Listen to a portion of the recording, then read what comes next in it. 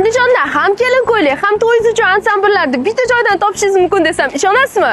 Eng qizig'i, ayol qizlar uchun zo'r bitta foydali taklif bor. Videoni oxirigacha ko'rsangiz bir bo'lasiz. Hayotgancha shunaqa foydali videolarni o'tkazib bormaslik uchun sahifamga obuna bo'ling. Saida Stressless liboslar salonidan siz O'zbekiston va vodiyning mashhur dizaynerlari tomonidan tikilgan eksklyuziv bejirim eng so'nggi urfdagi kelinlik ansamblillarini ijaraga olsangiz bo'lar ekan. Wow, bulardachi hamma ko'ylaklari qo'l mehnati ekan. Bu yerda 100 dan ortiq kelinlik ansambllari bor ekan. Xohlasangiz kiyilmagan ko'ylaklarni o'zingiz uchun buyurtmaga ham olib kelib berishar ekan. Aksessuarlari ham ichida bo'lar ekan. Qidirib ham yurmaysiz ekan. Bu yerda faqat kelinlik ansambllari emas, balki har xil turdagi tadbirlar, to'y kuniga quda xolalar, kelin dugonalar, amma xolalar uchun vechirni ko'ylaklarni ham ijaraga berishar ekan.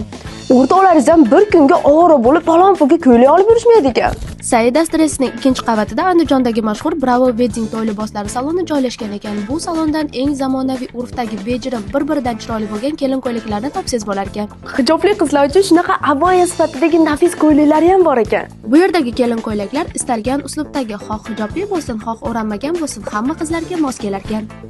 Bu yerdan kelin ko'ylak oladigan bo'lsangiz, makiyaj prichoskasini ichida qilib berishar ekan. Makiyaj prichoskani stilistlarni eng zo'rlari qilar ekan. Mana shu qo'l mehnati ko'ylak $150 prokatga berilar ekan. O'zingiz qildiradigan bo'lsangiz $800-900 tushar ekan.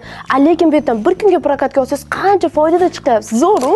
Eng qizig'i, meni nomimdan shu videoni ko'rib kelyapman desangiz, sizga 25-noyabrgacha hamma ko'ylaklarga 20% skidka qilib berishadi. Nimcha mazza? Manzil Andijon shahar Lenskiy ko'chasi, mo'ljal baxt uyini shundoqqina ro'parasida. Shuning uchun bu videoda hoziroq yaqin dugonangizga yuborib qo'ying.